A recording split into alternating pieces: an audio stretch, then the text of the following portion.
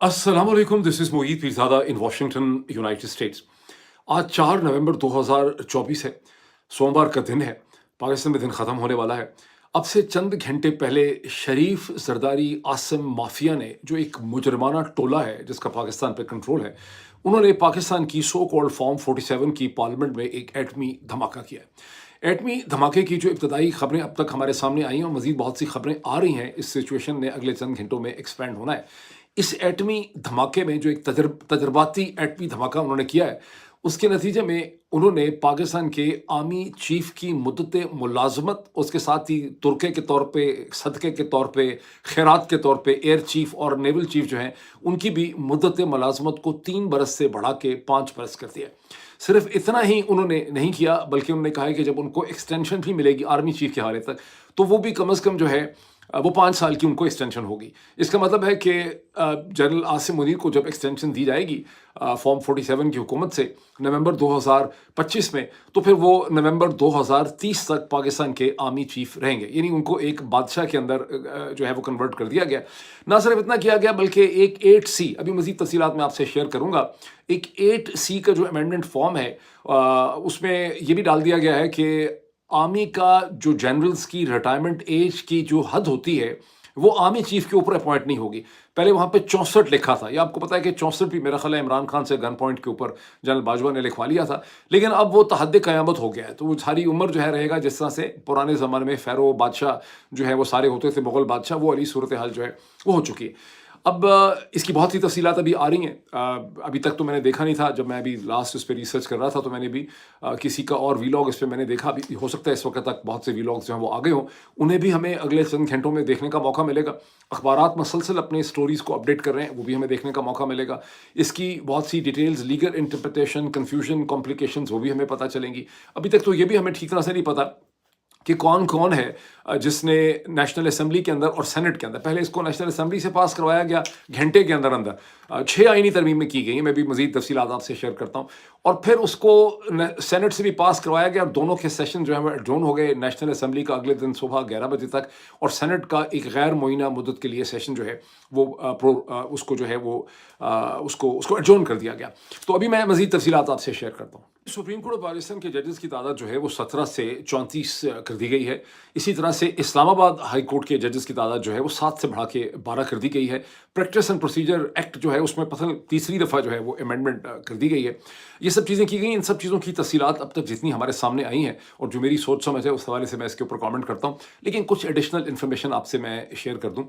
एक तो ये है कि पाकिस्तानियों ने दुनिया भर में मुजाहरों का एक सिलसिला शुरू किया। बार्सिलोना के बाद पेरिस, पेरिस के बाद लंदन में बहुत बड़े मुजाहरे हुए, और जैसे जैसे पाकिस्तानी ये मुजाहरे कर रहे हैं, जैसे काजी फ़ाइज़ ईसा के ख़िलाफ़ प्रोटेस्ट, उसके साथ साथ ही पाकिस्तान के जो रियासती इदारे हैं उनका जो तशद्दुद है ओवरसीज़ पाकिस्तानीज़, उनके ख़ानदानों के, यानी वो तो बेचारे बाहर हैं, लेकिन उनके घर वालों को बहुत ही शिद्दत से टारगेट कर रहे हैं। जैसे कि बरतानिया में मुकीम पाकिस्तानी ओरिजिन की जो बरतानवी शहरी हैं सारा मीर साहिबा, उनकी वालिदा के घर पे अटैक किया गया पाकिस्तान में, इसी रजीम के जो माफिया है इसके गुंडों ने, और उनका पूरा घर जो है वो तोड़ फोड़ के उन्होंने रख दिया, जिसकी फुटेज जो है उन्होंने शेयर की। इन तमाम वाक़यात की सिग्निफिकेंस क्या है, ये भी मैं आपसे शेयर करने की कोशिश करूँगा। मैं 2-3 चीज़ें और आपसे शेयर कर दूँ कि चूँकि ये अगले 24 घंटे 36 घंटे जो हैं ये बहुत अहम है, इसलिए हो सकता है कि मैं कुछ-कुछ घंटों के बाद मज़ीद वीलॉग्स भी करूँ। उसकी वजह ये है कि एक तो अमेरिकन इलेक्शन जो है वो 5 नवंबर को अमेरिकन इलेक्शन है। अमेरिकन इलेक्शन के नताइज जो हैं वो ना सिर्फ पाकिस्तान बल्कि पूरी दुनिया के ऊपर मुरतब होंगे। चीन और अमेरिका के दरमियान जो इक्वेशन है उस पे भी असर होगा। अमेरिका और मशरिक़ वस्ता की इक्वेशन, अमेरिका और यूरोप की इक्वेशन, तमाम चीज़ें जो हैं वो उससे मुतासिर होंगी। तो मैं अमेरिकन इलेक्शन के हवाले से भी एक इन्फॉर्मेटिव जो है मैं एक वीलॉग करूँगा अगले चंद घंटों के अंदर। तो इसलिए मैं आपको पहले इस पे अलर्ट कर रहा हूँ।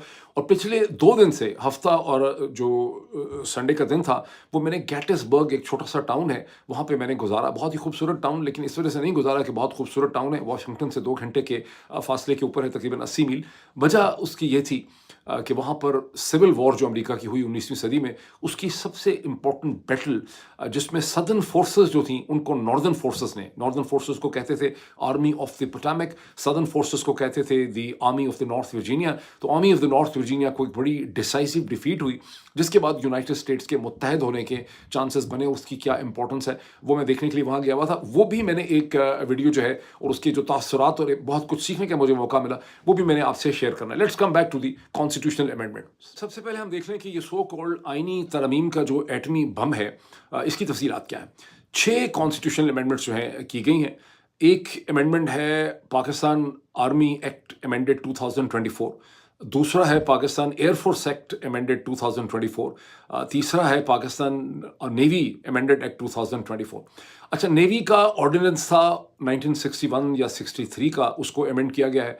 आर्मी का जो ओरिजिनल एक्ट था वो 1952 का था, जिसको पहले भी एक दफ़ा इमरान खान के ज़माने में उसको अमेंड किया गया था, अब उसको अमेंड किया गया है। और एयरफोर्स का एक्ट जो था वो 1953 का था, जिसे यहाँ पर अमेंड किया गया।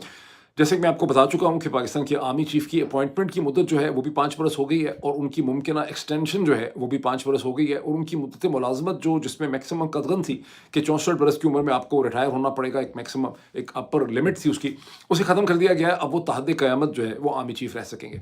तुर्के और सदक़े के तौर पे जो है वो आर्मी एयरफोर्स चीफ जो हैं और नेवल चीफ जो हैं उनकी भी अपॉइंटमेंट जो है वो 5 बरस की कर दी गई। ये क्लियर नहीं है कि उनकी भी रीअपॉइंटमेंट्स जो हैं क्या वो 5-5 बरस के लिए होंगी। अभी तक इसके बारे में जो तफसीलात हमारे सामने आई हैं वो खामोश हैं। और जैसे कि मैंने आपको कहा कि अगले चंद घंटों में बहुत ज़्यादा डिटेल्स हमारे सामने आएंगी, बहुत ज़्यादा वकला का कॉमेंट और इंटरप्रिटेशन जो है वो भी हमारे सामने आएगा, तो हम बेहतर तौर पर इस सिचुएशन को समझ सकेंगे। मैं तुर्का और सदका क्यों कह रहा हूँ वो तो चले मैं मजाक में कह रहा हूँ। बुनियादी तौर पर आपको यहाँ से ये पता चलता है कि जहाँ पाकिस्तान के अवाम और पाकिस्तान की सियासी जमातें और जमहूर जो हैं या पाकिस्तान के जो सिविलियन इदारे हैं, उनका कोई इस बैलेंस ऑफ पावर में जो पाकिस्तान का चेकर बोर्ड है उसमें कोई रोल नहीं है। वहाँ आर्म फोर्सेस ऑफ पाकिस्तान के अंदर इनको आर्मी जो है, जो बेसिकली प्रिंसिपल ऑर्गन है, जो मेन पॉलिटिकल ऑर्गन है, उससे अपने अंदर थोड़ा सा बैलेंस रखना पड़ रहा है एयरफोर्स के साथ और नेवी के साथ, कि वहीं ना कोई बाबत हो जाए, वही ना कोई हमारे खिलाफ हो जाए। कल को कोई ज़्यादा मसला पड़ गया तो एयरफोर्स वाले ना कहें कि हम तो नहीं आएंगे मदद करने के लिए आपके।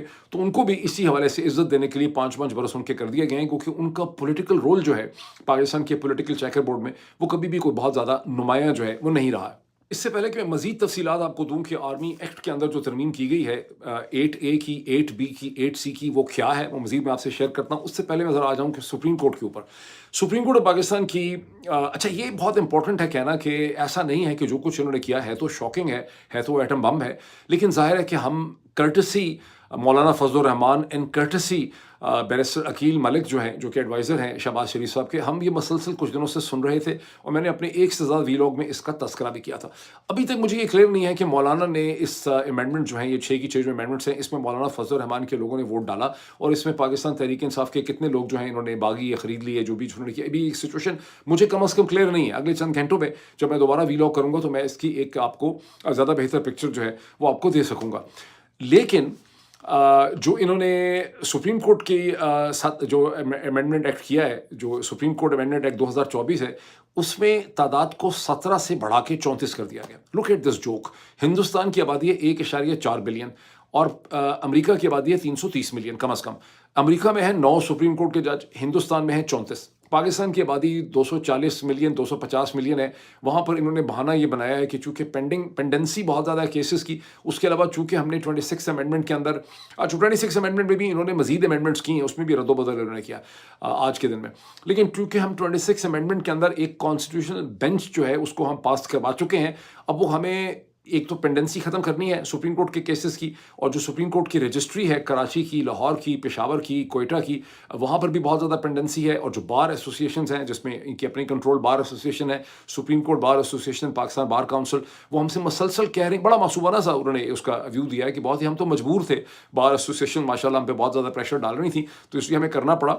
और दूसरा ये है कि चूँकि हमें एक कॉन्स्टिट्यूशनल बेंच बनाने का हम फैसला कर चुके हैं, उसे पार्लियामेंट ने अप्रूव कर दिया है 26वीं आईनी तरमीम में, तो अब वो कॉन्स्टिट्यूशनल बेंच में भी हमें जजेस को भरना है तो अपनी मर्जी के लोगों को हमने ट्रक या छकड़े में लाना है और हमने उसके अंदर भरना है। तो ये इन्होंने वजह और एक्सप्लेनेशन दी है 17 से 34 करने की। आप अच्छी तरह से समझ सकते हैं कि वजह क्या है कि वो जो 8 राइटली गाइडेड जस्टिस थे, जिसमें जस्टिस मंसूर अली शाह, मुनीब अख्तर, अतर मिनल्ला, आयशा मलिक, रिजवी साहब और भी चंद जिनके मैं नाम भूल रहा हूँ, तो वो उन तमाम को डाइल्यूट करने के लिए।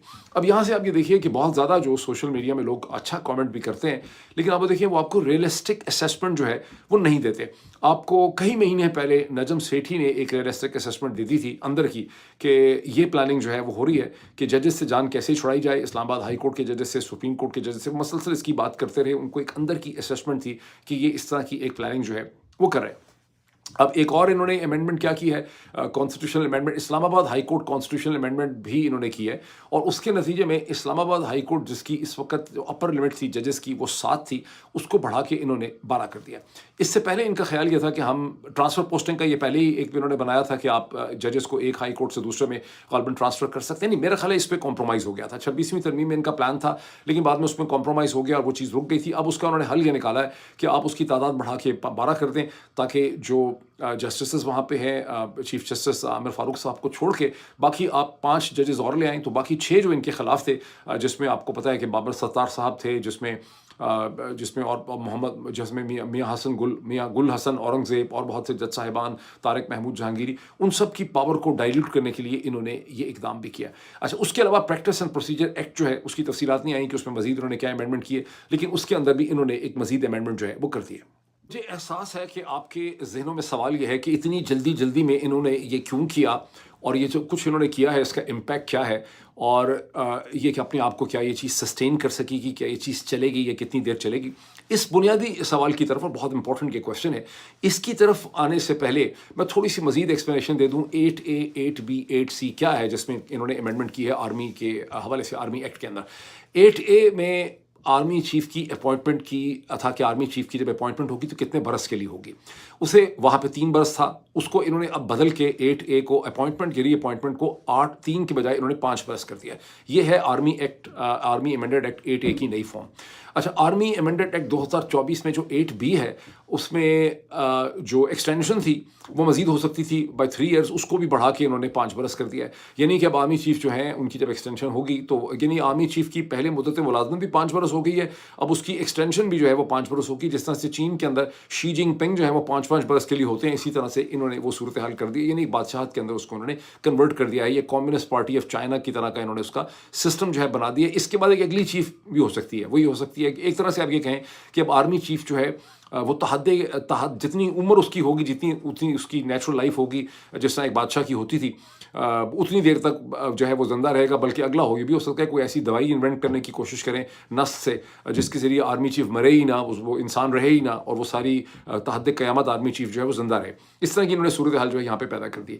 लेकिन 8C, और ये जो मैं कह रहा हूँ आपको लग रहा होगा जोक कर रहा हूँ मैं, बिल्कुल, लेकिन अगर इसको 8C के साथ देखें तो 8C क्या कहता है। 8C में पहले लिखा था कि उसकी मैक्सिमम जो आर्मी चीफ की जो रिटायरमेंट एज होगी वो 64 होगी। वहाँ पहले भी फ़र्क था, आर्मी चीफ को 64 बरस थे, एक नॉर्मल आर्मी का जनरल, लेफ्टिनेंट जनरल पहले रिटायर हो जाता था। मेरी अंडरस्टैंडिंग तो ये है कि जब आप एक दफ़ा लेफ्टिनेंट जनरल बनते थे तो 3 बरस लेफ्टिनेंट जनरल ख़त्म करने के बाद अगर आपकी आगे प्रमोशन नहीं होती, यहाँ पर आर्मी चीफ नहीं बनते, chairman joint chief of staff नहीं बनते, SPD के हेड वगैरह नहीं बनते, तो वहीं पर आपकी टर्मिनेशन हो जाती थी, खा आपकी उम्र उस वक्त 58 ही हो या 59 हो या 57 हो या वट एवर। मेरी अंडरस्टैंडिंग है, हो सकता है गलत हो, लेकिन वो जो फ़र्क था आर्मी के जनरल में और आर्मी चीफ में, उसको मजीद इस तरह से बदल दिया गया कि एक दफ़ा अब यह है कि आर्मी चीफ की रिटायरमेंट एज होगी नहीं, यानी 8C की नई इंटरप्रिटेशन। ये आप इसको देखें, आप हैरान परेशान रह जाएंगे। इसके ऊपर मजीद अभी ज़ाहिर है कॉमेंट वकला वगैरह का जो है वो आना है। तो ये आर्मी के हवाले से 3 बुनियादी चेंजेस इन्होंने किए। अब किसने इसके लिए वोट डाला, अभी ये सिचुएशन क्लियर नहीं है। अब तक की जो मेरे सामने सिचुएशन है उसमें मैंने ये ज़रूर देखा कि पाकिस्तान तहरीक इंसाफ ने बहुत वावेला मचाया, शोर मचाया उन्होंने, और जमात इस्लामी ने भी कुछ शोर मचाया। लेकिन जमात इस्लामी भी सेनेटर मुश्ताकी का मैं ज़्यादा जिक्र देख रहा हूँ। मैंने 2 चीज़ें नहीं देखी, एक तो मुझे क्लियर नहीं है कि मौलाना फजल रहमान ने इसके लिए वोट डाला या नहीं डाला, लेकिन दूसरा है कि जो कंडेम करने वाले हैं उसमें कहीं मैंने मौलाना फजल रहमान का नाम नहीं देखा। तो मुझे अभी तक लग ये रहा है, मेरी असम्पशन ये है कि मौलाना फजल रहमान ने भी इसके लिए वोट डाला, क्योंकि मैं 100% इस पर क्लियर हूँ, इस स्टेज पर नहीं हूँ। वो बड़े बुनियादी फंडामेंटल क्वेश्चन हमारे सामने हैं। इतनी जल्दी जल्दी इनको फसूड़ी क्या पड़ी हुई है, इन्होंने क्यों किया ये इतनी जल्दी जल्दी, इतने अजीबोगरीब तरीके से ये एटमी धमाका पाकिस्तान की पार्लियामेंट के अंदर? उसका जवाब बड़ा क्लियर होना चाहिए आपको। आज 4 नवंबर है और कल 5 नवंबर को अमेरिका में इलेक्शन हो रहे हैं। इनको हालांकि अमेरिका के इलेक्शन के स्केल्स अभी अगर अमेरिका के अंदर के आप सर्वेस देखें तो इतनी पोलराइजेशन है और जो स्विंग स्टेट्स हैं वो इतनी अनसर्टन है, जो 5 स्विंग स्टेट्स हैं, कि आप ये हतमी तौर पे कह नहीं सकते कि कामला हारिस जीतेंगी, ये इलेक्शन डेमोक्रेटिक पार्टी जीतेगी, या ये इलेक्शन रिपब्लिकन जीतेंगे और डोनाल्ड ट्रंप जो है वो अमेरिका के प्रेसिडेंट बन जाएंगे 6 या 7 नवंबर को। क्या सिचुएशन क्लियर होगी।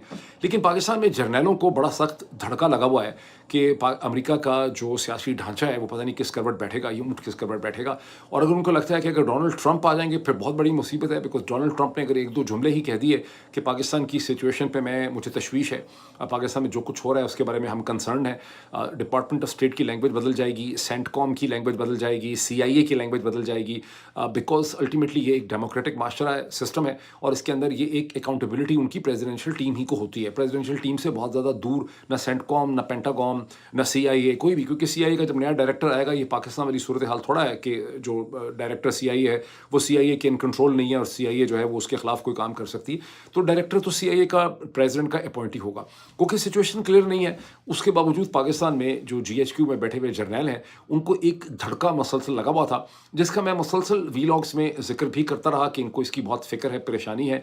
चंद दिन पहले आपने देखा कि उन्होंने बहुत ही महंगा, एक एक्सपेंसिव, पाकिस्तान की तारीख का सबसे महंगा लॉबिस्ट उन्होंने $1.2 मिलियन का हायर किया, खास करके रिपब्लिकन पार्टी पे फोकस करने के लिए। तो धड़का इनको लगा हुआ था। धड़का इनको क्या लगा हुआ? धड़का इनको लगा हुआ कि अगर ट्रंप आता है या अगर ट्रंप नहीं भी आता और अमेरिकी इंतज़ामिया सारी की सारी बदल जाती है, एक नया सेक्रेटरी ऑफ स्टेट आता है, एक नया CIA का डायरेक्टर आता है, एक नया NSA आता है, एक नया सेक्रेटरी, हर चीज़ का बदल जाता है, सेक्रेटरी ट्रेजरी आता है, तो हमारी तरफ कहीं कोई रवैये में फ़र्क ना हो, कहीं ये सवाल ना उठ जाए कि भी पाकिस्तान के अंदर क्या हो रहा है। उसकी पेशबंदी करने के लिए एक कानूनी डैम इन्होंने खड़ा कर लिया।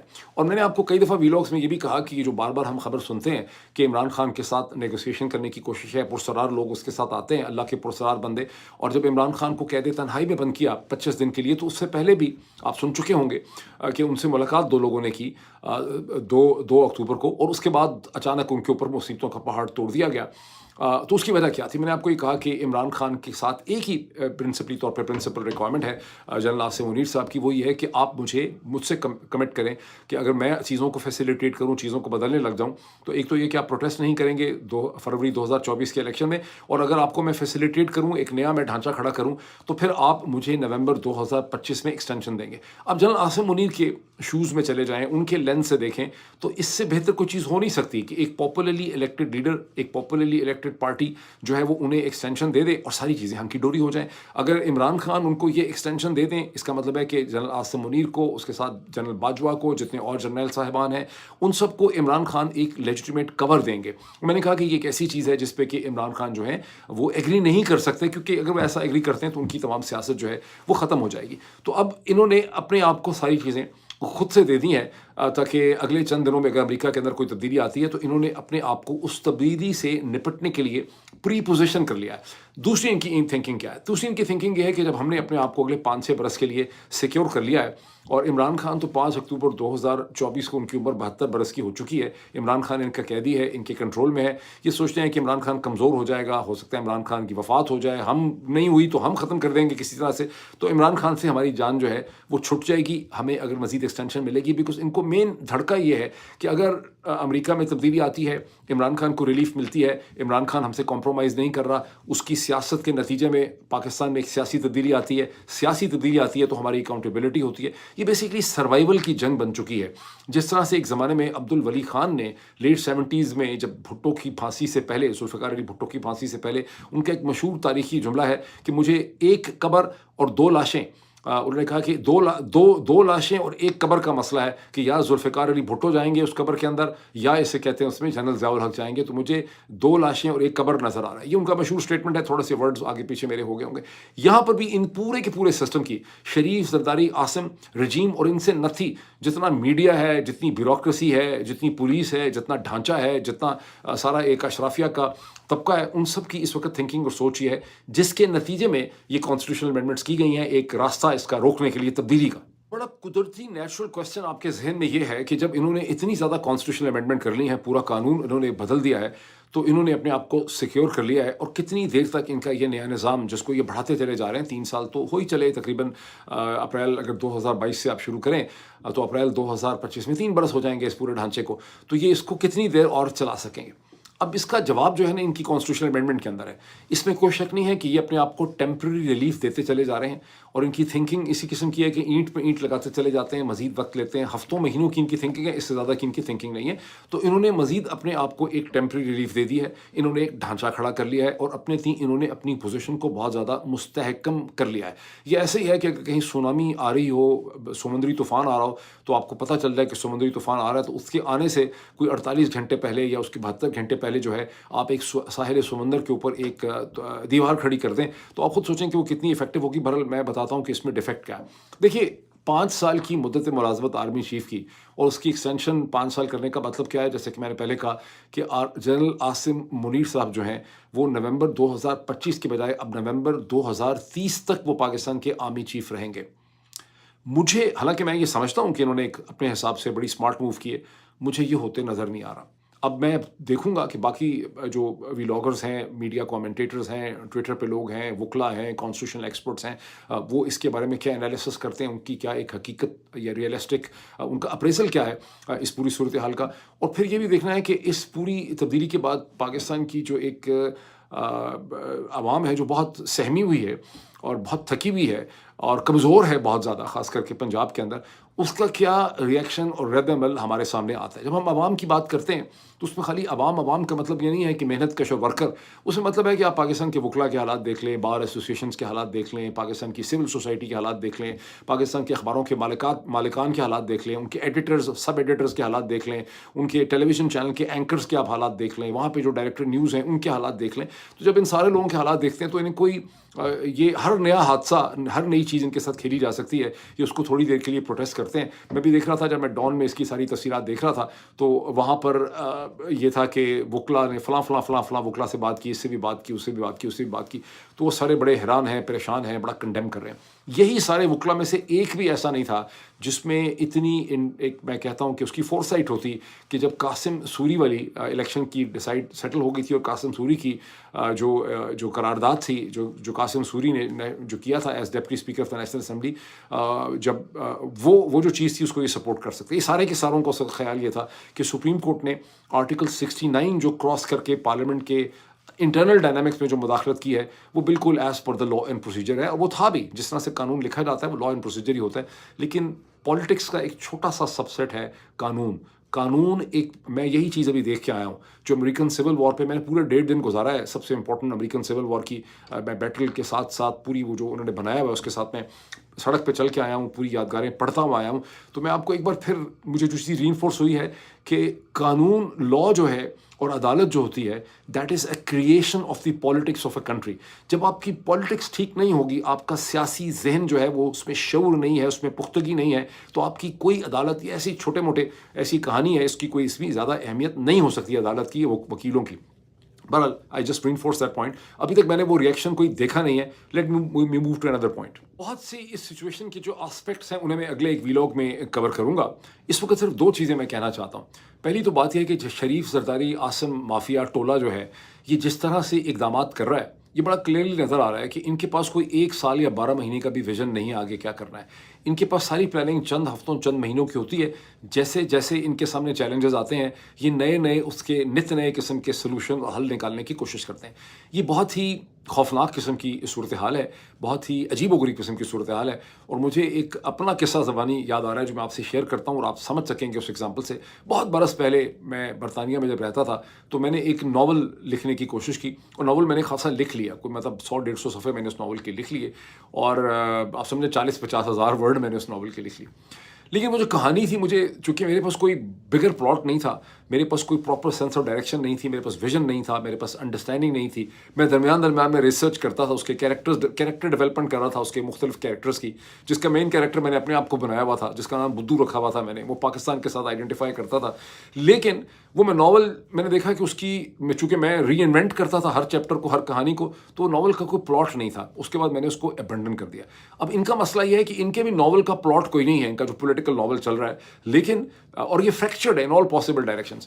لیکن چونکہ ان کے پاس سروائیول کی ان کی جنگ ہے, یہ بالکل ایک جس طرح نارکوس کی اگر آپ دیکھیں نیٹ فلکس کے اوپر ڈاکومنٹری, تو پاکستان میں جو کہانی چل رہی ہے نارکوس کی کہانی ہے. تو ان کے پاس چونکہ سروائیول کی جنگ ہے اس پورے کے پورے اشرافیہ کی، اس لیے ظاہر ہے کہ یہ اسے ابنڈن نہیں کر سکتے اور اس کو لے کر مسلسل چل رہے ہیں۔ اب ایک بڑی مجھے تکلیف دہ بات کو ایڈمٹ کرنا ہے، جب ہم پازیٹیو ایک بات کرنا چاہتے ہیں اور اس کو بڑا ایک گناہ سمجھا جاتا ہے اس قسم کی بات کرنا، لیکن ایک پولیٹیکل اینالسٹ کی یہ ذمہ داری ہے کہ وہ کم از کم آن ریکارڈ یہ بات ابھی سے کہہ دے کہ قائد اعظم محمد علی جناح کے پاکستان کے اوپر اب یہ جتنا پریشر ڈال رہے ہیں اس ریاست کے ڈھانچے پہ، اور یہ ریاست کبھی بھی کوئی بہت مضبوط نہیں تھی، یہ پہلے ہی خاصی کمزور ریاست تھی، اس ریاست کا مستقبل تاریک سے تاریک نظر آ رہا ہے۔ اس ریاست کے مستقبل کے بارے میں اب بہت سیریس قسم کے کویسچنز ہیں کہ اس کا فیوچر آخر ہے کیا، اور یہ کس قسم کی ریاست، یہ کس قسم کا ڈھانچہ جو ہے اس کا آگے چلے گا۔